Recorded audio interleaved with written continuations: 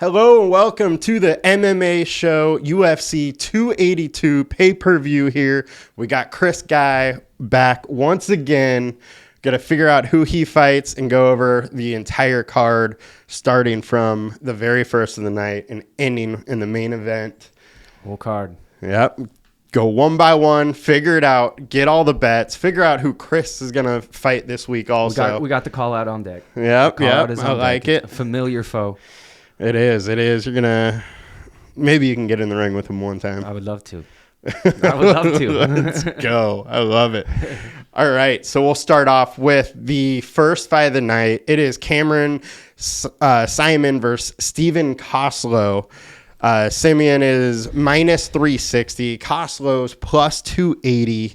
The prize picks line for fight time here is 7.5 minutes. What are you thinking here? Yeah, this one's a tough one. I don't know a whole lot about Steven Koslow. He's a late replacement. Simon didn't have an opponent actually, and he was taken off the card, then put back on. Koslow looks to be a grappler.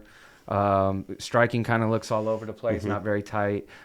He's got 6 submissions, so he's 6-0. He's got 6 subs, so he's got 100% finishing rate. Obviously, he's going to want to take Simon down. I saw from his videos, he does a lot. He bends over at the waist and kind of sloppy with his takedowns. Doesn't really level change. Doesn't really penetrate through. So that kind of worries me against a striker like Simon. When you bend over like that, up the middle strikes. This dude Simon's got really good striking. He fought on the Contender Series.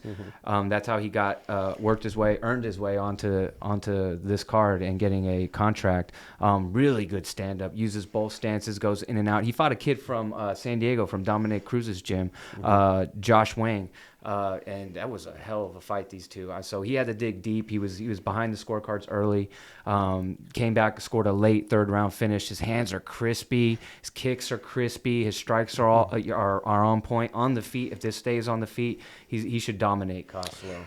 The question is, can Koslow get him down consistently? With that, how is Cameron's takedown defense? Do you see some tape on that? I did. He got taken down a couple times in his Contender Series fights, but he's got good get up, so he can get back to his feet. Very good cardio, so he's not going to get worn out. The Koslow might score an early takedown, but is he going to be able to do that? So when you have to rely on the takedown the whole time, you have to do that for 15 minutes. That's very hard to do. These guys can box and kickbox all day long, Especially, I know you said there's been 6 subs, so I'm guessing Koslow's pretty good with jiu-jitsu. Yeah. We've seen a lot of jiu-jitsu guys just struggle to get the fight to the mat. And usually, right away. You know right away if you're betting on one of these dudes, after their first takedown or two, if it's unsuccessful, it's not going to get any better after that, So if they can't score an early takedown, they're not going to score a takedown. They're stranded on an island on their feet, and that's where they get picked apart. So, what do you think about as far as fight time? That prize picks line is 7.5. Yeah, because Cameron Simon is actually, I think, the highest valued guy on DraftKings. So you're going to need an early finish to justify getting him. The strikes will be there if it goes the distance. Man, that's 7.5 rounds. They know exactly what they're doing. I might look at the over. Over, yeah. Because if Koslow can score a couple takedowns and kind of salt away a little bit of time against the fence, hold him up. If I'm in Koslow's corner, that's what we're doing. We're slow playing. We're trying to get him up against the cage. We're trying to grind on him, trying to trip him to the mat. Dirty box inside. That's what I saw. He likes to push people up against the cage, drag them to the mat. He likes to advance this Koslow. He likes to go to the mount and do some good ground and pound from there. So I like the over on the 2.5 rounds. Okay. Or what would you? 1.5 rounds. Yeah, 1.5 rounds. Rounds. The line for significant strikes for Simon is 39.5 too. Oh, I think he'll have more than that. Yeah. Unless he ends early. Unless it's a real quick finish. Yeah. I mean, even when it is a first round finish, a lot of the times we still see fighters get up to 30, 40. Just because they're wailing on him in the fight. And it depends on who the referee is, who's going to let you get those extra 10 in. That's before true. They wave it off, Yep. All right, so next fight of the night was actually canceled. Salvador versus Da Silva. That fight is off. We had a little misweight there, so we'll go Salvador's a killer, too. I was looking forward to that. Yeah. Wild. Fortunately, De Silva just didn't really want to fight him, I guess. No, and he's got like 3 losses in a row to start his UFC career. So Yeah. it's gonna be a tough one. Yeah, that's going to be a rough one. So next, we got TJ Brown at -105 versus Eric Silva at -115.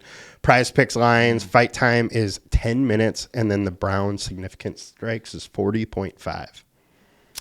I like Eric De Silva. I mean, I like Eric Silva, not De Silva. Yep. I think, I saw him on the Contender Series. You look right here, you can see first round. His last like 1, 2, 3, 5, 6 fights are all ended in the first round. So you don't get. He's a killer on the mat. He comes out like a. Straight across. TJ Brown's very good on the ground too. He's a wrestler. I would say he's a wrestler first before he's a striker. He's got decent striking, southpaw stance. Eric Silva's kind of wild on the feet, shoots right in. He's just got a crazy motor on from the top position. He goes, submission over position. He pounded. He looked like Khabib in his Contender Series fight. He got a dude down to the ground, got him up against the fence, trapped him up, his head up against the fence, and just laid into him from the top position. Can this guy go the distance? I mean, TJ Brown's, to debut against a guy who's had several fights in the UFC, who's gone the distance, who's been in there with some good fighters, who does have the dog in him. This dude's not, going to be easy to get out of there. Pretty much a pick-em fight. He went the distance with Shea Lan, his last fight, who's a very good grappler. His last win was against Charles Rosa. Was able to dominate him on the ground. I don't think he's going to be able to do that with Silva. And if it stays standing, I like TJ Brown if it stays standing. Don't know a whole lot about Eric Silva's striking because he just comes right out, shoots right across the octagon, he scores takedowns. I like a Silva submission on this. I think he can get a late sub on TJ if he can wear him down with the striking from the top position. That's the thing you got to do when you get ground and pound. When you get these takedown guys who even like submissions, you got to soften them up first. Yep. You can't just go hunting for the choke, hunting for the arm or anything like that. You got to soften him up. He looks like he has some really good ground and pound to kind of wear people down. All right, I like it. Yeah, I like that one. That fight, I think, should be a pretty fun one. Yeah. It's also interesting. Brown has some wrestling. He has some grappling. Silva needs to get the fight down to the mat. So a kind of interesting little setup there. If he keeps it standing, he's got pretty solid boxing. He's got some good kickboxing, that 40 strike range. Probably, if it stays for the most part, he can go over that. And who knows? I mean, a kickboxing match, he throws heavy. He's southpaw, so he throws that overhand left that he's got really good and good at setting up his takedowns. Maybe he ends up in the top position if you can do that too. I mean, that's why it's a pick 'em fight, because they both got excellent ground games that can kind of cancel each other. And as far as output, both have pretty solid outputs there. Yeah. So, all right. So let's go to the next fight. We got Billy Q -165 versus Alexander Hernandez +140. Prize Picks doesn't have a fight time line on this, but they do have 83.5 significant strikes for Billy Q. Yeah. So most likely they're saying this one's going the distance. Billy Q's this dude's one of my favorite fighters. This dude's a killer. Now listen, Alexander Hernandez is also a killer. Now this guy's got kind of a schizophrenic type of personality in the cage. Sometimes he looks like a killer. He debuted against Beneil Dariush. He might be fighting for the next title against Makhachev. I would think, who else would be? He knocked Beneil Dariush out in 40 seconds in his debut. Has some big wins on his career, and then he has some big losses, where he's losing fights where you're like, I don't know. He lost to Renato Moicano in his last fight, got choked right out. Lost a tough fight to Thiago Moises. His last couple wins, Mike Breeden and Chris Gritzmacher, not very good wins. Lost to Drew Dober, got knocked out. He did beat Francisco Trinaldo, though, so he's kind of all over the place. This dude's fast. He's a wrestler striker. Excellent power. The thing with him is he fights scared sometimes, and you can see it. You can see some of these guys when they get in there, and it's overwhelming. I mean, you're scared. You're fighting another man. I get it. I've been there. It's a tough thing to do, but you can see it on him, and he fights like that. And then other times, He's got it right, and he goes straight out, and he goes for the kill. If he comes out half-stepping against Billy Quarantillo, he's going to have a rough night because Billy Q's going to grind on you.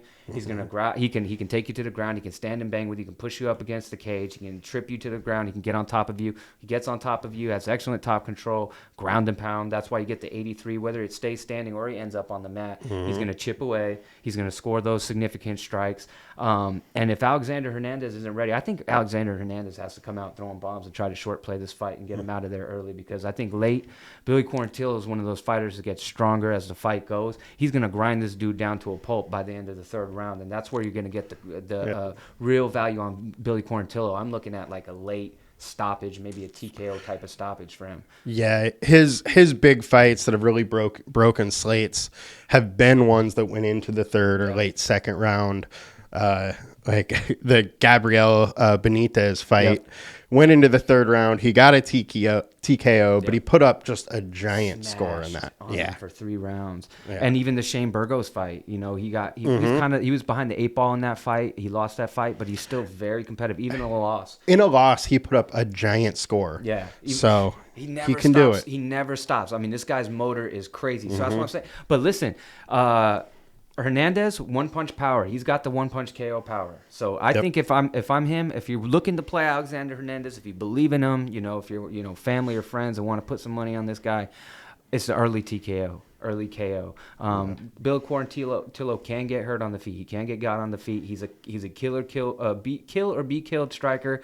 Not very defensive at all. 0.0 defense. So he's going to be hit. So. We always like targeting these kind of fights too, with 0.0 defense. None. Just Hands straight. Low, it says you hit me, I hit you. Let's go. That is one that I think is really interesting. And I kind of like that Billy Q over 83.5 significant strikes. I would play that. As long as it gets into the later game, he should and definitely if it doesn't, get there. He's going to probably finish it. Yeah. You know, if he can hurt Alexander, chip away at him, and then grab the neck. Yep. Next fight's another one that should be an interesting one. We have Chris Curtis plus 140 versus Joaquin Buckley at minus 165. Prize Picks fight line here is 10 minutes and 40.5 significant strikes for Buckley. How many significant strikes? 40.5. 40? Oh, yeah. Well, yeah. So these guys bang. I would predict a finish on this. Does it go 10? Does it go into the third round? I'd play under that. Joaquin Buckley. The thing about Joaquin, he gasses in every fight, but he still keeps throwing. He's one of those dudes that no matter how tired he is, he can dig down deep. It's the dog. Super dog. Yep. Now, another thing about him, an X factor about him, people hate him. People at his own gym hate him. He's got one of those abrasive personalities. Why that matters? Because every single person he fights hates him. Imavov in his last fight, a real quiet type of dude, wanted to kill him in there, and that makes people fight out of their characteristic. How they're usually, they get out of their comfort zone. They want to try to, push the pace on them and try to make them pay, and then they go and they make mistakes. And this dude, Joaquin Buckley's, throws nothing but bombs, overhand and hooks, gets you to fight emotional. Talk crap to you while he's in there. But Chris Curtis, man, this dude, nobody has a better start to their, career in the middleweight other than Anderson Silva coming out. I mean, this dude came out, he KO'd Phil Haas. He was behind in that fight early in the first round, came out, knocked him out with left hand. He's a savvy southpaw. TKO'd Brendan Allen, who's a very good fighter, very underrated fighter in the middleweight division. Beat Rodolfo Vieira, who's one of the best jiu-jitsu players to ever fight in MMA, period. He defended 20 takedowns. 20. Vieira was 0 for 20. 0 for 20. Now, to his credit, at least he kept trying. But Chris Curtis, that's the best I've ever seen, is 0 for 20. And to your point there, he's actually defended 32 takedowns in the UFC, and that's quite a lot there. Buckley's going to try 32 and go. In their whole career. No, they have long careers. Buckley can take the fight to the ground. He's got some wrestling, kind of sneaky wrestling, because he gets you thinking about those bombs, and the last thing you think he's going to do is change levels on you, grab you around the hips, and take you down. That left hand. This is a southpaw. Chris Curtis got that left hand. That left hand's the equalizer right there. You know, he can change any fight on an instant. I could see this dragging out, you know, because they're not very particularly high output fighters. Yeah. So, and you get a situation like this, now that I'm thinking about it, is you get these guys that show a lot of respect for each other, and they'll kind of slow out the output. But I don't know, man. Joaquin Buckley has this thing about him that turns people into like rabid animals that want to just beat them. So, I would probably play under that now that I'm thinking about it. And man, either way, Joaquin Buckley, I'm taking Joaquin Buckley TKO. Probably around, right, you know, late in the second round. But Chris Curtis has a ton of value on him. Yeah. Ton of value. If you're looking for a fantasy guy that has that one punch KO power that can have that upside, he's not going to give you the output, but he's gonna give you a chance to win. Yeah, it's surprising me too. This fight, it does look like one of the fights with a little less ownership than some of the others when you have two guys that are very much finishing threats. Yeah, 29-9 for the action man Chris Curtis, 16 KOs. So I mean, he's throwing hammers. They're both throwing hammers in there. So yeah, I mean, if they're low owned, take a chance on one of them for sure, 100%. I would go with Joaquin Buckley, but Chris Curtis as a dog. What's his It's plus 140. Plus 140, yeah. You know, that as a dog, he's got a ton of value. You're gonna get him lower on the DraftKings for your fantasy roster. He could be one of those guys that pay off. Yeah, I mean on DraftKings, Curtis is only 7,700. It looks like he's going to be somewhere in the teens as far as ownership, so he's definitely a dog to consider. For sure. So next fight, we have Edmen Shabazian versus Dacha. I'm not even trying. Lungiambula. Yes, exactly. Yeah. Lin Baba. I have some history with Edmen Shabazian. The first weekly KO ever was him versus Derek Brunson. I touted him as a future champion, and he went out and got smoked. And all he's done since is get smoked. He is minus 300 for the Golden Boy, and that's because he's got good takedowns. He's got a Tesla gas tank though. He's about 5 minutes and then it's over. Dalcha Lungiambula, you're probably like, well, his gas tank isn't better. You're right, but the thing about Dalcha is that he still throws heavy even late in rounds. So this is going to be all Shabazian probably early. He's got tight technical boxing. The biggest thing about him, he has Ronda Rousey. He fights in her gym and has her old coach. I forget the guy's name, but that was the biggest downside for Ronda's career was staying at that gym. It's just not a very good fight gym, and so that kind of worries me about Edmen Shabazian because you're not seeing the leaps in the progress that you're supposed to see, like we didn't with Ronda Rousey. The striking was just all the same, so that's kind of been his big knock. He's coming off of 3 L's in a row. Got Nasruddin Imavov in his last fight, who's a killer, who's fighting in the first main event of 2023. He's got tight technical hands. I can see how if you're looking at him just on the outside, you're like, oh, this dude's really good. But if you can't get that early finish and it gets into those, late rounds, Dalcha's, and he comes out and throws bombs. To be fair, though, he has gone against Brunson, Hermanson, Imavov. He's gone against some real good fighters there. He beat Brad Tavares, KO, head kicked him. Darren Stewart, he had to hold on to that one. But he is a big favorite, too. He's minus 300. I'm taking Dalcha.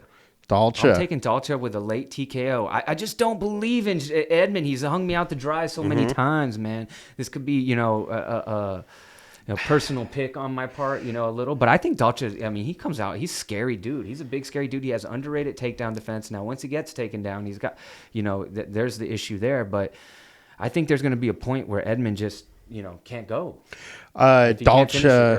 Dalcha does have 3 losses in a row as well. Yep. So 3 L's. 3 L's. Soriano, Brundage, Barrios. That Soriano fight was. Oh, he got finished in that fight. Yeah, he got finished in the Brundage fight. Got the guillotine choke. Marc-Andre Barrios kind of got a kind of grinding. Kind of gonna have a similar game plan that Edmen Shabazian is gonna have in this fight. That went the distance, but he has gone the distance. So he can go the distance. Yeah, and before that, he had Marcus Perez went 3 rounds, went the distance. Decent fighter. And he fought the headliner, Ankalaev. He got punted in the face in the 3rd round, but he got to the 3rd round against. He got to the 3rd round. It was the beginning of the 3rd, but going to the 3rd round against him is no. I don't want 10 minutes. No I want joke. 10 seconds in there with that guy. No. 10 minutes. He's just one of those guys you have no idea what you're gonna get from him. He can go out and get smoked, but he can go out there and land something heavy. He's got good heavy kickboxing. So if he comes out there, just gets the mental right and just goes for it, Edmund Shabazian could be in trouble on the feet. And this is a real interesting underdog here too. He's 6,800. He's super cheap. Ownership isn't really going there. So this could be kind of a game-changing fight or slate-changing. I'm taking a chance on him. I'm at least putting $5 on him. At least I'm dropping $5 to $10 on him, just because it's there. What is he? Plus 250? Is he around that? Yeah, he's plus 240. Yeah, he's right around that range. He's right around that range. So I think Edmund. I think he's going to have to come back. I think he's going to be behind early. It's going to look like, oh no, he's going to get smoked. But then if he can't get him out of there, if he's able to get through the 1st round, then he has a real shot. Edmund's going to gas. Yeah. All right. So next fight, we have a doozy here. Rosenstruck at minus 170 versus Chris Daukaus at plus 145. Fight time here is 5 minutes. 24.5 significant strike is the line for Rosenstruck. I don't under. I don't think he has 24 strikes for his whole career. The thing about Jairzinho Rosenstruck, this is a guy. Anybody who, being honest with you, would say, don't bet on this guy. This guy is the hardest guy to bet on. He could stand around. He did it against Alistair Overeem. He stood around for 24 minutes and like 50 seconds. And in the last 10 seconds, he finally exploded and threw some strikes. And he damn near took Overeem's entire face off on some Castor Troy. He looked like the Joker. His whole face was split open, and he knocked him out literally at the buzzer after he did absolutely nothing for 24 minutes. 24 minutes and 6 seconds was the fight time. Literally 4 seconds left. A Hail Mary. It was Baker Mayfield last night. That's what happened. And in that 5-round fight, he landed 89 significant strikes. He did? Yes. That's crazy. But that is his highest by over double. Yeah. Outside of that, his other highest is 42 in a 5-round fight versus Gain. Gone. Yeah, he was way behind in that fight. Way too. He was just not technically. And that's the thing about him is that he's been knocked out twice. Francis Ngannou knocked him out like that. Volkov just got him. But he's gone the distance with Gane. He's gone the distance with Blades. So he has, he's put up, those. But look, he did go the distance with Blades, but he landed 18 strikes. He was on his back the whole time. Yeah. He did nothing. I mean, nothing. And he's gonna do nothing in this fight until he does something. And it's either Chris Daukaus, and you made a good point before we got in here. Chris Daukaus is in the position where he has to win on volume. He has to win by forward pressure, and that's going to put him in the danger zone. Yeah. All this guy needs to do is just one shot, one explosive, movement can put him out. Chris Daukaus is coming off of 2 TKO losses, and his style is that which he's a small heavyweight, and his style is going to put him in the danger zone. So he's going to have to go for it and being knocked out. It's 2 TKO losses. One of them versus Derek Lewis, which is very similar fight style of Rosenstruck. Yeah, sit around, low output. Just wait. Yeah, wait for that right hand. Rosenstruck, he's just going to annoy you. He's he's so frustrating to watch. Chris Daukaus, man, this is an interesting fight for him, man, because to his credit, he fought Derek Lewis and Curtis Blades. I mean, he jumped up massively to headlining fights like after 4 wins in the UFC. So they threw him to the wolves right away, and they're doing it again in a way because this dude Rosenstruck, he can knock you out, man. So Chris Daukaus, he's going to put up the numbers, but I think he could overwhelm Jairzinho. Now, he doesn't have the one punch power that Jairzinho has, but he can overwhelm him with speed. He's got good hand speed, puts combinations together. He's a combination striker. Looked pretty good against Curtis Blades in the first round. It was back and forth. I don't know who won that first round. It was very even on the feet until it wasn't in the second round. And to your point about the speed advantage, Daukaus is like 20 pounds lighter. Yeah. He's significantly lighter. He should be a light heavyweight. And I honestly thought that we would see him drop down after Curtis Blades because Curtis Blades is massive. Jairzinho Rosenstruck's heavy. I mean, mean, what was he weighed in? 261. 261. Yeah. So he might even be cutting down. Well, he's probably walking just over 265. But that's a big man, you know. So he's going to be behind the 8 ball unless Jairzinho does absolutely nothing, which could happen. So and then, you know, but I'm picking Jairzinho to win this TKO. It's going to have to probably be early. Well, actually, it could be at any time with him. So TKOs, don't even try to pick the round. Hey, that's the thing with Dawkins. And when I was reading your weekly knockout, that was the one thing, like you said earlier, is that Dawkins has to come out him. He has to have the output, or else he's going to lose the fight regardless. But that is just so dangerous with Rosenstruck. So he can sit back and wait on you. And just land the one shot that he needs. He's a massive. I think he has like some crazy like 60-something and 5 kickboxing record. He's a kickboxing background. Like he was a big time kickboxer before he came to the UFC. And you see it in the flashes. They're only like once or twice in a round. You'll see him come out and throw a couple combinations. You're like, this dude's good. Why doesn't he just keep going? Why doesn't he keep just doing this more and more? He doesn't have to. He just lands one on your butt and it's over. So I'm taking Jairzinho, but you know, Chris Dawkins, he's going to have some value in him. He can definitely win this fight. Yeah, it's definitely an interesting fight. It's just one that we can't count on a lot of output. It's tough. So you know, pick your poison there. Both guys look pretty good. And now next we have the rookie. The young gun, Raul Rosas Jr., minus 230 versus Jay Perrin at plus 190. Fight time 14.75, and it looks like 45.5 significant strikes for Perrin. You know, that's going to be hard for Perrin to get that because he's probably going to have to fight from his back a lot. There's going to be a lot of, and he's a good grappler himself, but I think he's more of an offensive wrestler than he wants to be on his back type of grappler. Wrestling versus jiu-jitsu. Raul Rosas Jr., if you don't know about him, about a month ago when he was on the Contender Series, he was 17 years old. My man's in high school. He couldn't even buy cigarettes or anything. This guy's now in the UFC. A month later, he turned to 18 years old. He's in the UFC. Youngest cat in the UFC. Grappling extraordinaire. I watched that fight. I tuned in on the Contender Series to see what all the hype was. Dude's wild. His ground game is stellar. I mean, and he's strong. I mean, this guy's frame is like big and thick, and he's square. You can tell that he's got that man strength already, even at 18 years old. He's fearless on the ground. And even on the feet. He'll take risks anywhere. When he's on the top, he's not going to just stay on the top. He'll go for tricky subs. He'll ground and pound and let the person. He'll let you get back up or end up on the top. He does not care if you reverse him or anything because he's so confident in his game that he can end up back on top. That he'll take those risks.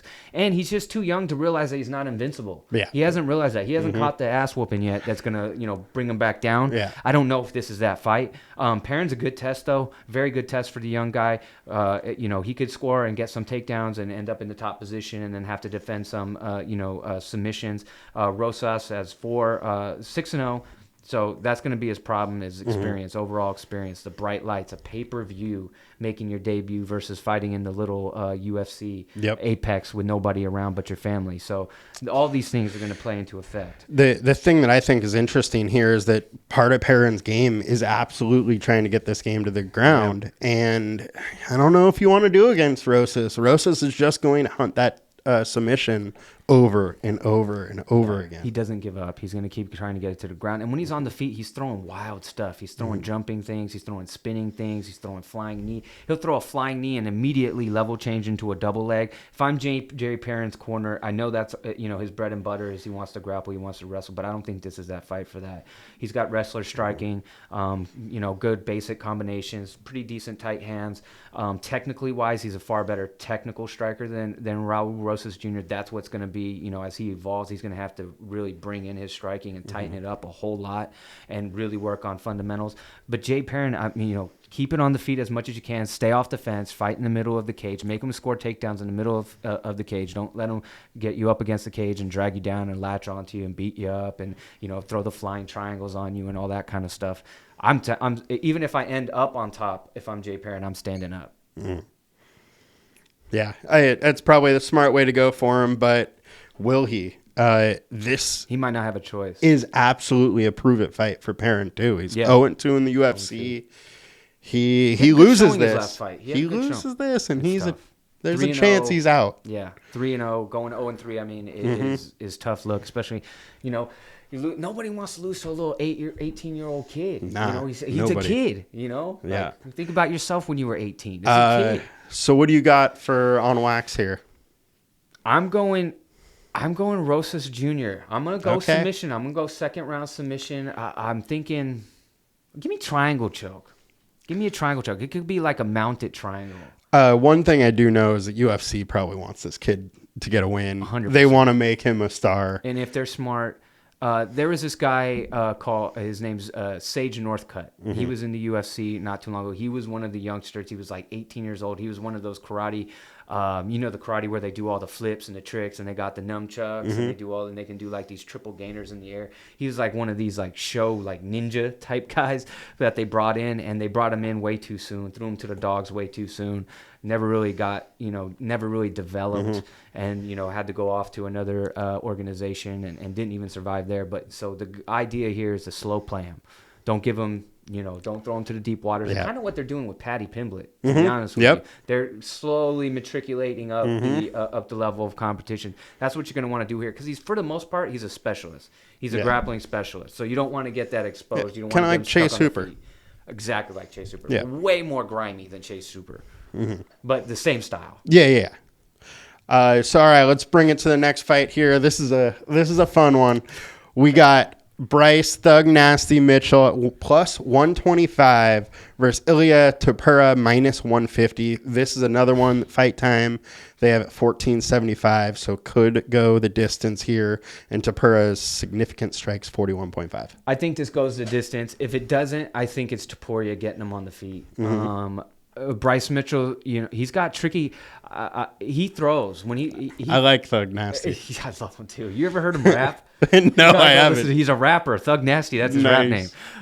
So go check his out. He's got bars. He'll kick bars and kick your ass all in one. I mean, he just took out Edson Barbosa. Smashed him. Yeah, and that's what he dropped Edson Barbosa in the first round with a left hand. You're like, how the hell did that happen? Well, when you're so hypersensitive to the takedown, you forget about the hands. Yep. And to Bryce's credit, he's not a good striker, but he throws 100%. He's a fearless striker. He has awkward kicks. I compare it to Derek Lewis.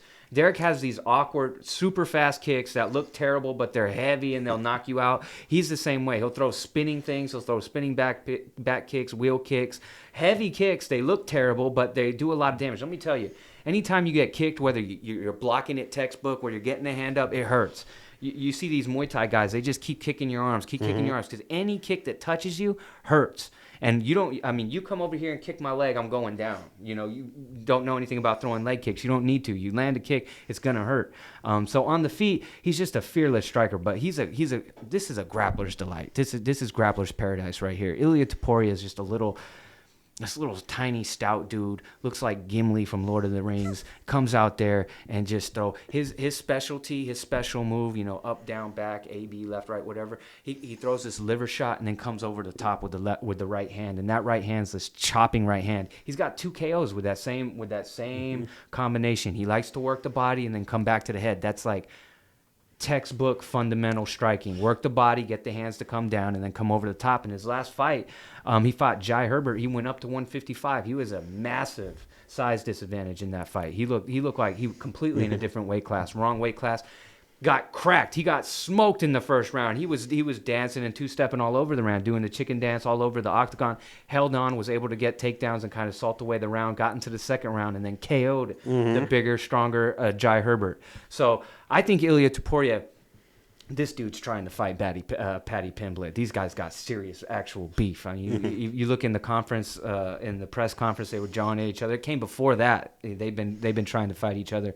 This dude's a heathen. I hope it goes to the ground. I hope we get to see some ground, because Bryce Mitchell is a nasty grappler. I mean, he took Edson Barbosa down, dominated him. He's dominated everybody he's fought. He fought Andre Fili. That was actually a really good fight for him, because he wasn't able to completely control the ground game. Fili's a really good guy. He can get back up to the feet, make it a scrappy fight. Bryce Mitchell hasn't really gone into the deep waters. This is going to be the deep waters. He also doesn't stop bringing those takedowns. So if he's able to get a few, that really racks up that DraftKings score. He averages over 3 takedowns. They both do. They both average over 3 takedowns. And interesting that it's 3 takedowns. They're like just over 3 takedowns per 15 minutes because when they get you down, you don't get back up. That's why you don't see 5, 6, 7, 8 because they can score those. The problem is you don't get up, so they're racking top control like for entire rounds. Yeah. Now, Topuria, he had pretty much all of his takedowns in the UFC in his first fight. He had 5 of 9 takedowns versus Zalal. Błachowicz. Yeah. And that was a great... Zalal was a massive favorite coming into that fight, and he came out of nowhere and smoked him. Yeah, and then he didn't have another takedown until this last fight with Herbert. Because he's been knocking people out. Yeah, I mean, those 2 fights in between the Herbert and Zalal, both first-round knockouts. Combined fight time was barely over 6 minutes. Yeah, and Damon Jackson was one of those guys that he knocked out, and Damon Jackson's a tough, another great grappler, another really dangerous grappler, came out and smoked him on the feet. Liver shot. Listen, all you youngsters, I'm telling you, jab, cross, liver, overhand right. You sandwich that liver shot. Don't throw it naked. You don't want to throw it first. This guy throws the jab, and then he'll throw the liver shot, come back over with the right hand, and it's deadly because you come down to block that liver, and then that right hand comes over the top. And he, on the feet, it's 100% going to be Ilia Topuria with the better striking, with the more dangerous striking. The interesting thing is, can one of them get the top position? Which one do you think is going to win on the ground? Ilia Topuria. Really? I think Ilia Topuria is just he's small, compact, and super strong, Bryce Mitchell has these periods where he has good ground and pound, and then there's other times where he's playing more of a position over submission type of game. Ilia Topuria is just like pound on you, try to advance, pound on you, try to advance, try to sink in a choke. Yeah. More taking risks with the striking game from the top than I think Bryce. But Bryce does have his moments where he will rack up some top control and some ground and pound. So I mean, their games are so very, very similar that this is just it's a crazy fight. Kind of a toss-up fight. Could go either way. It was supposed to be a main event a couple weeks ago. Yeah, this is one of my favorite fights on the slate. I will definitely be attacking that one. So next we have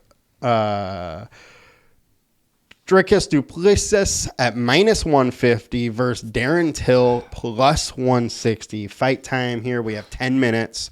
Du Plessis is at 49.5 significant strikes. Before we get into too much here, did you see Darren Till's tattoo? You were showing me right before we got out here. The whole time I thought that was his daughter. Nope, that was his ex-girlfriend that is now covered up to look like a gorilla. It looks like I don't even know. You can't even tell what it looks like. Don't be tattooing girlfriends on your arm, man. At least put a ring on it and then think about doing that. I thought it was his daughter the whole time, or I would have been all over that on the weekly show. Darren Till, the next time I got you. So hopefully you get this win and don't get kicked out of the UFC now. Darren Till, this is a strange fight because Darren Till was like championship material until he got Woodleyed by Woodley at welterweight.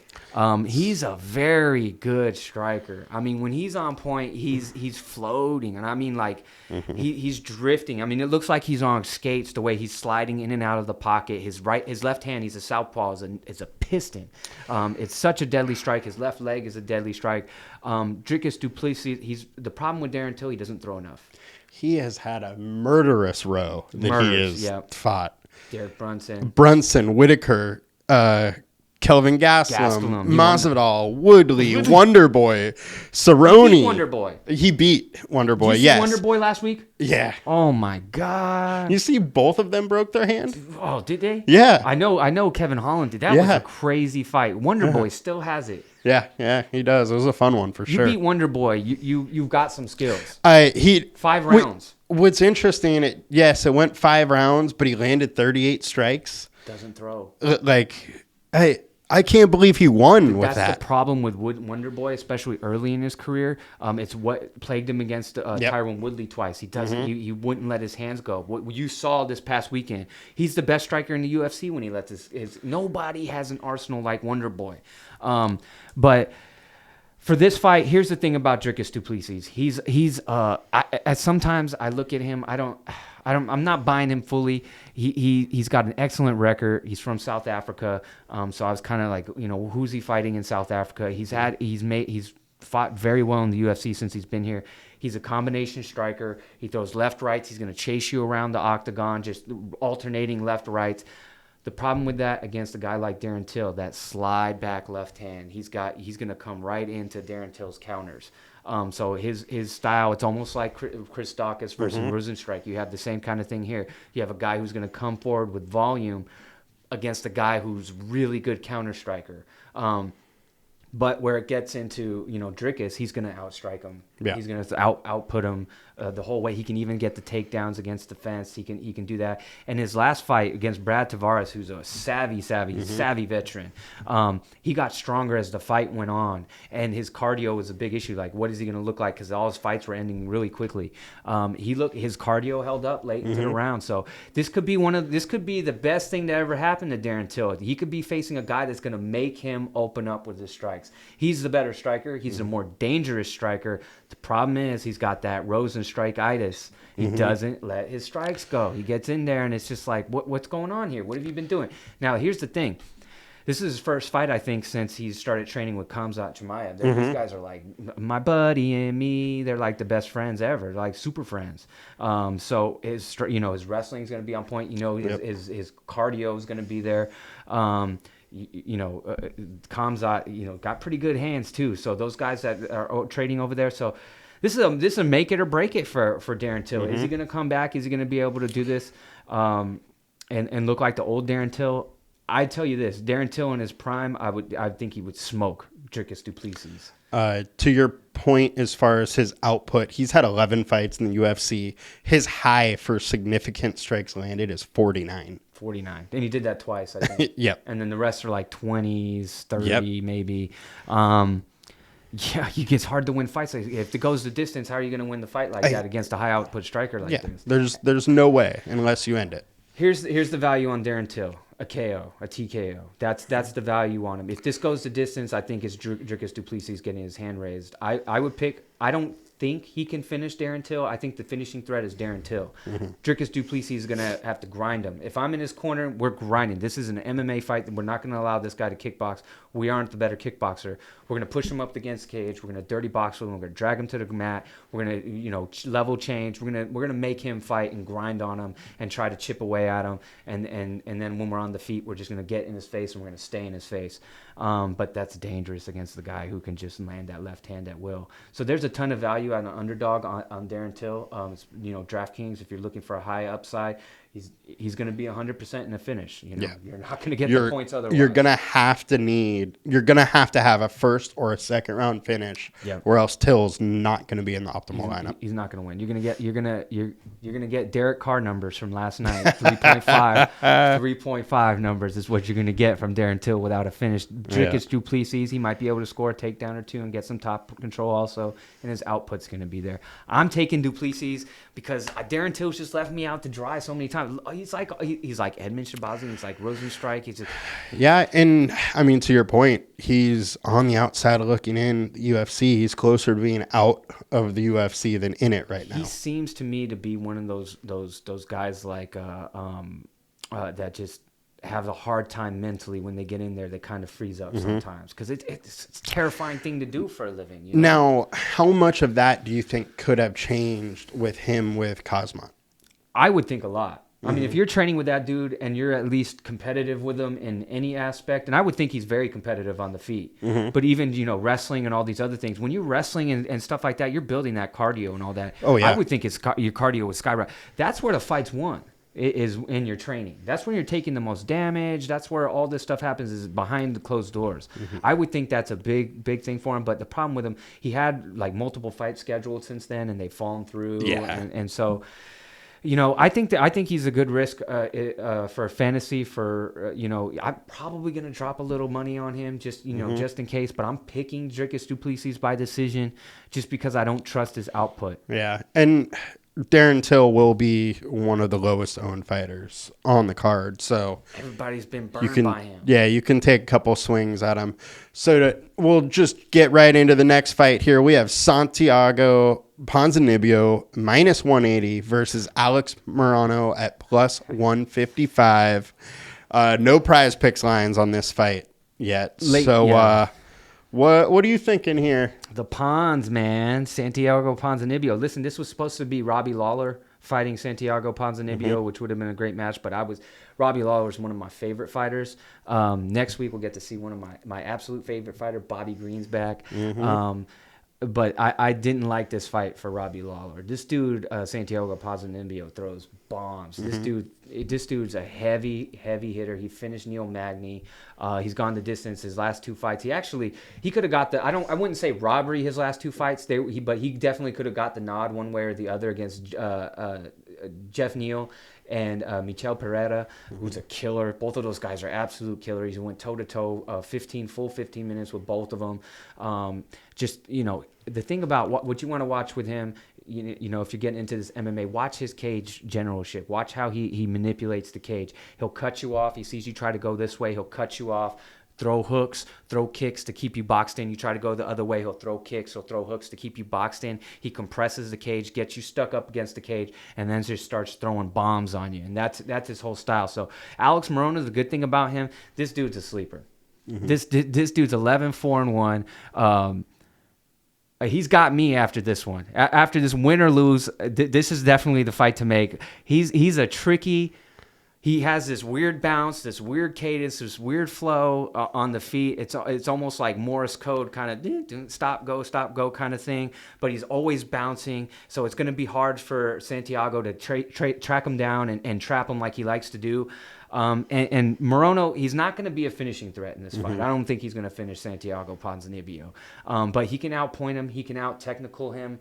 I'm not seeing it. I think Santiago Ponzinibbio, the problem with Alex Morono, 4-fight winning streak, by the way, quietly on a 4-fight, and I think 5 of his last 6. His only loss was to Anthony Pettis in that time. Anthony Pettis' last fight in the UFC. And then he fought Cerrone and beat Cerrone. Yep. That was before Donald Cerrone was, completely on his way out. His last fight though versus Smellsberger, I thought Smellsberger had that fight. I thought he won. Yeah, it definitely could have gone either way. It was one of those nip tuck. The outputs weren't really there. Yep. Usually, Morono will have more output. This might be. I think he took that fight on short notice too. This might be his second in a row that he's fighting on short. This is less than a week, and you're stepping in to fight Santiago Ponzinibbio. Yeah. And an issue with Ponzinibbio though is his output isn't totally there. Morono does have a little bit higher output. This fight very easily could go the distance. I think the only finishing threat is Santiago Ponzinibbio. I think he can definitely get Alex Morono out. Here's the thing about Morono: his one loss in that 6-fight span was to Chaos Williams, who did knock him out in like 30 seconds.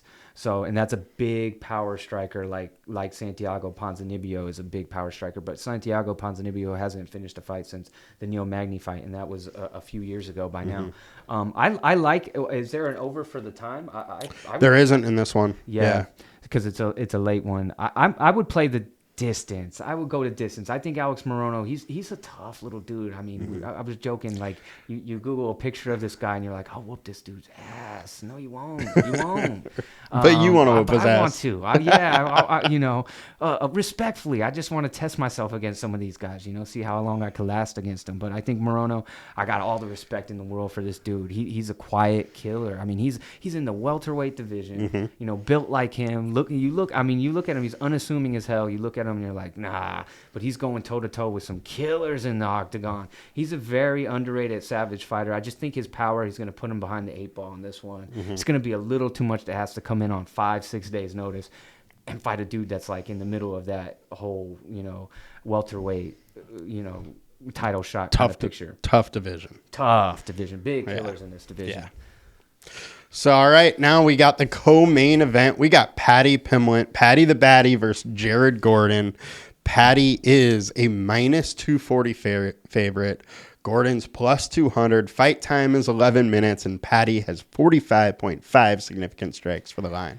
A lot of these lines are real low for significant strikes on Prize Picks. They're probably anticipating some grappling for sure in this one. Jared Gordon, listen, this guy's kind of been a little disappointing to me. I think he's really good. I think he's quietly really good fighter. I picked him to beat Grant Dawson. He lost that fight. He just didn't look like himself. He did beat Leonardo Santos, but that dude's like 45 years old, like literally. He beat Joe Selecki, who's a grappler, beat Danny Chavez, who's a very fast striker, has a loss to Charles Oliveira's been in there with him, has a loss to Diego Ferreira, who's another great grappler. Those guys are far better grapplers than Paddy Pimblett. I know he's, Paddy Pimblett's a specialty grappler. He needs top control, and he's especially good with the back. If he gets your back, he's like Aljamain Sterling. It's over. It's a wrap, And Aljo is like, that's how he wins fights. He takes your back. If he can't take your back, it's kind of like, and he gets stuck in a standing fight. It can be ugly.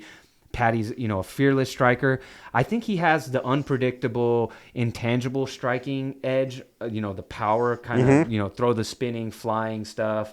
The wild, but Jared Gordon's a nice, technical wrestler striker. He's going to stay within himself. If it stayed standing, because you have, two good grapplers. So Jared Gordon's a good grappler. I think Jared Gordon's a more technical striker, and this will get interesting. Here's the thing about Paddy Pimblett: his takedown defense is doo-doo. He always ends up on his back, even against bad fighters. In his first two fights, he ended up on his back early. He ends up, he gets fights to the ground by getting taken down and then reversing and forcing some scrambles. Watch for the flying triangle against the cage. He has 2 flying triangle submission wins. He's just, the thing about Paddy is he's brash, he's loud, and he fights real aggressive. It's a whirlwind when he's in there. Jared Gordon has the kind of skills that can slow all that down and can grind him out. I like Jared Gordon. I'm not picking him to win this fight. I'm picking Paddy Pimblett. I think Paddy can maybe get a submission. But this might be one of the times it goes the distance. But Jared Gordon, he's a sleeper. He's an underdog. Definitely live dog. I do think the UFC really is trying to build up Paddy, though. And, for sure. And they want him to have another win. This is a logical step. Jared Gordon is a very solid fighter. He's not going to come out. Paddy's not going to come out and do to Jared Gordon what he's done to the last 3 guys. It's not going to happen. Jared Gordon's a very well-rounded fighter. And if Paddy can't get those top positions, stay standing, maybe he ends up on his back, it's going to get very interesting. Because I think this is the type of fight. The thing about Jared Gordon is he has to be motivated for fights. He likes doing stuff outside. He doesn't really like fighting.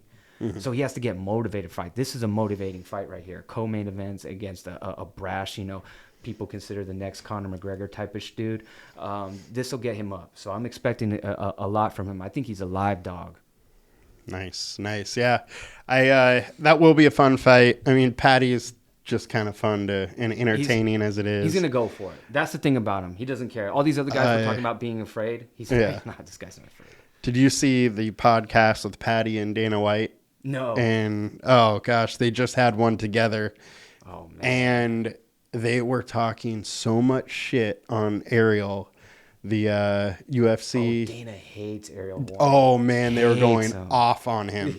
Dana hates that dude. He kicked him out of the UFC, basically, covering the UFC. Yeah. They have serious beef because Ariel Helwani used to, break news that they didn't want broke, like big fights that UFC 200 I think was one of them that he broke before anybody released it. So they're both were essentially calling Ariel scum of the earth. Yeah. it was brutal. Well, don't lose, Paddy, because Ariel's gonna come for you. Yeah, he will. I love Ariel Helwani. All right, so now we have the main event: Magomed Ankalaev versus Jan Blachowicz. That is, Jan is plus 240, Magomed minus 300. This is for the belt. Yeah, belt. I said before, this is like when you were a kid and you woke up on Christmas and you were expecting to open the Nintendo, and then instead you got like a boombox. Boombox is cool, but it's not the Nintendo you wanted. That's this fight right here. I am surprised that Glover turned it down. I understand both sides on this one, because if you're the UFC, this is the last pay-per-view of the year. You have to have a big fight, which means you have to have a title fight.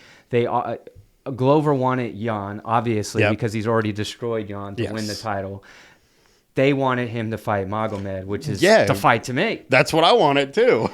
And Glover, I understand, because Glover understands that he can't beat Ankalaev on the feet and he can't beat Ankalaev on the ground. It's going to be a very tough fight for him. I mean, so he wanted more time to be able to train for him. Unfortunately, you don't have more time in this one.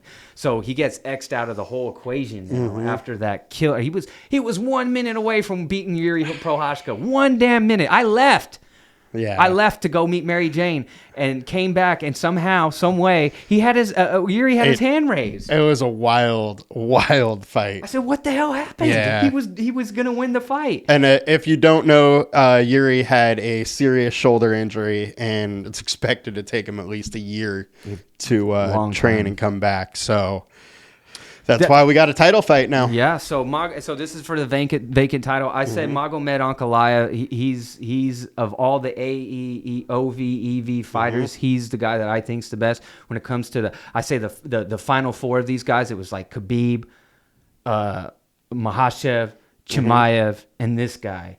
And I think the most well-rounded guy is Magomed Ankalaev. I think he's the bigger version of Chimaev. The problem with Ankalaev is that his striking is so good that he elects to stay standing even when he has a clear path to victory to take people down. And his output standing isn't very high. No.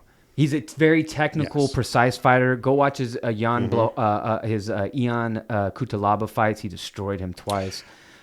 His striking is so good and so technical. He's not going to give you that output. His ground game, he's not a submission guy. He's going to take you down. He's going to control you. He's going to beat you up from the top position. He's going to score TKOs. He's 17-1. He's got a heavy. He can wrestle. He does wrestle quite a bit in his fights. He has 9 TKOs, but he has no submissions. So that tells you that's the difference between him and the other guys. They have the submission game. Yep. This guy's more of a ground and pound type of finisher. He's not going to submit you. If he stands, just like he did against Thiago Santos in the last fight, 4 out of the 5 rounds, it took him until the 3rd round to take Thiago Santos down. And as soon as he did that, he dominated the round. And you're like, okay, he figured it out. No, he went back to striking the rest of the way and faced some scary moments. If he does that with Jan Blachowicz, Jan's got stupid power. I mean, he's not the most technical, eye-pleasing type of striker, but if he touches you, you're going to go down. I mean, that's his value is in he's going to have to score a finish. He's going to have to go for it, and he's going to have to get it done early against Magomed Ankalaev. Ankalaev is going to take him down. He's going to grind him. This fight won't go the distance. Magomed Ankalaev is going to take him down and grind him out and get a late finish, or Jan's going to finish him early on the feet. Now, Magomed could actually finish Jan on the feet also. I think that's very possible. He's a southpaw. He's a tricky southpaw. He's got a straight left hand. His kicks are the specialty here. He doesn't throw them often, but they're very good. He's got round kicks, up the middle kicks. He has a front kick KO on his record. So he's just a well-rounded. This is a tough fight for Jan Blachowicz, who lost to Glover and got outstruck on his way to losing to Glover Teixeira, which was surprising to me in that fight. So I think this is bad news bears for Jan Blachowicz, and how you know that? Because Glover turned down Ankalaev, but wanted to fight Blachowicz. Yeah, that's very true. One thing that I think is very interesting is in all of Ankalaev's fights, he has been a heavy favorite. He's had one -211 line. Everything else is over -330. He has just been a major favorite every single time, but he only has 3 fights where he has scored over 100 points. He hasn't put huge fantasy performances out there. And without a finish, he's probably not going to do that even in a 5-round fight here. Here's the thing about him. Here's the thing that you won't know. He'd go back to his UFC debut. He lost it. He lost it to Paul Craig. He beat... Submission. Look at the time. Paul, 4:59 of the 3rd round. That was Paul Craig's just Hail Mary submission that happened. He got every single square inch of his ass kicked for 4 minutes and 59 seconds. And in the last 5 seconds, he threw up a Hail Mary triangle and tapped him. It is Paul Craig, though, who is... a specialty. Yes, dirty when it comes Nasty. to submissions. But why I point that out is the heart. When the going gets tough, He tapped with 1 second left. You could hold your breath. Yeah. You know what I mean? You can hold. I've been in there. I know you can hold your breath at least, especially when you're going from a position of just beating this guy to getting caught in a triangle and tapping with 1 second left. That's always, once you get that door open just a crack and you get that little foot in there, you can't close it. It can only open up wider. It's the same thing that happened with Amanda Nunes. Same thing with Charles Oliveira. That's always in the back of the mind. So he's smoked people ever since then. Hasn't really faced too much of a challenge since then. He really hasn't faced that much. And his 100-point game, 100-point plus, it was versus Kutalaba twice. Yeah, first round finishes. Yeah, and then Marcin Paraschau. Yeah. Like, I'm not that impressed with his fantasy performances. I think he's a great fighter, and he's probably going to come out and win this fight. He's going to be champ. But I don't love it as far as DraftKings. Yeah, I'm probably staying away from him. And he's going to be high up on that list. You can do a lot better on the lower ends, taking a shot on one of these lower guys that we've talked about. He is coming off the Anthony Smith win where he got a TKO from the top position. Maybe he learned his lesson from that. I think he's going to be... See, here's the thing. With Thiago Santos, that performance was a main event. It was so bad that they didn't give him the title shot. Yeah.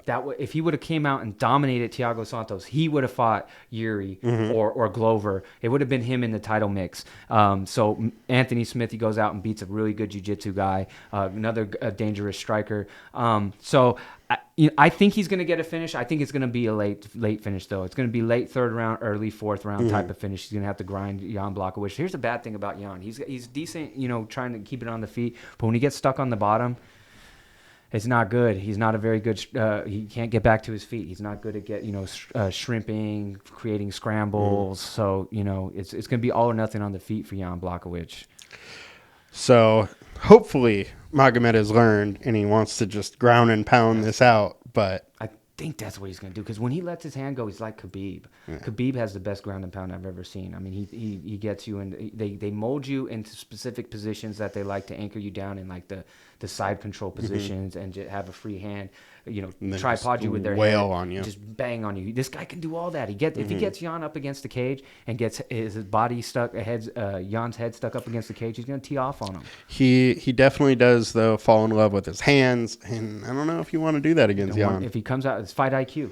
Yeah. You get caught up in the fight. You get caught up. You land a couple strikes early. You feel like you're getting the better of it early. What's sexier in a fight? Stand up. It's way sexier, when it comes to being a fan favorite and stuff. So that all plays into these type of things. And this dude's such a precise kickboxer that he feels like, I can stand with this guy, and he wants to prove that.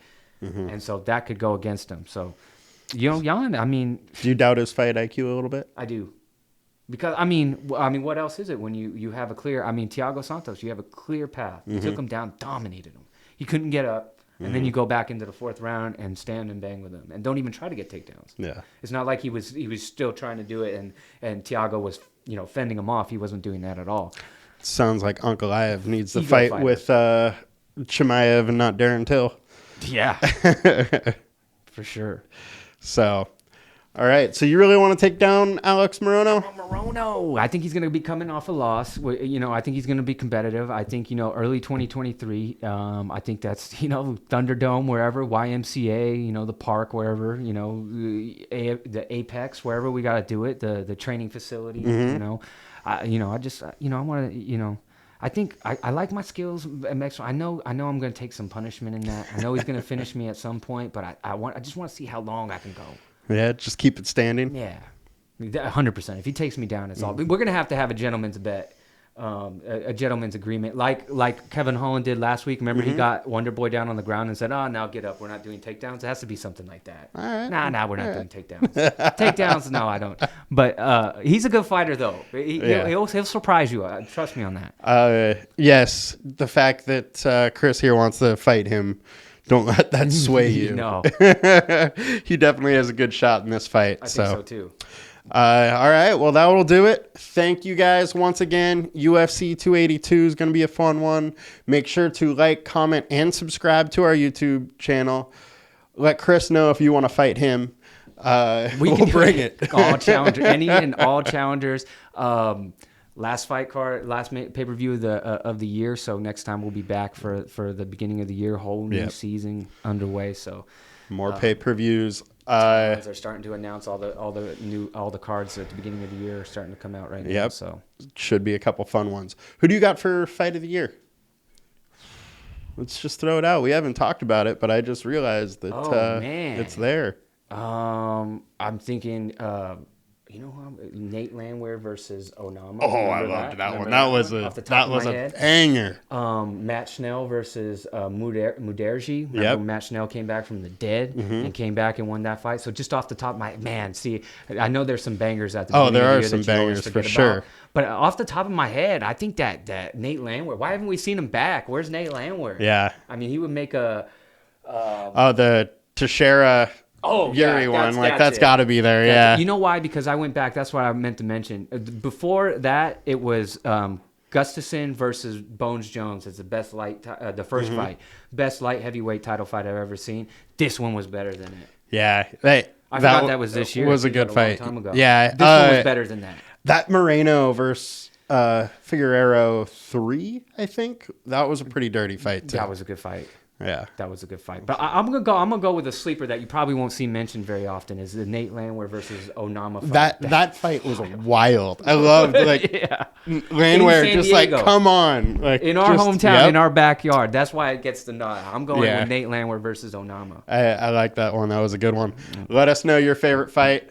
Tune in next year. We'll be back for the next pay-per-view. 2023. Thank you.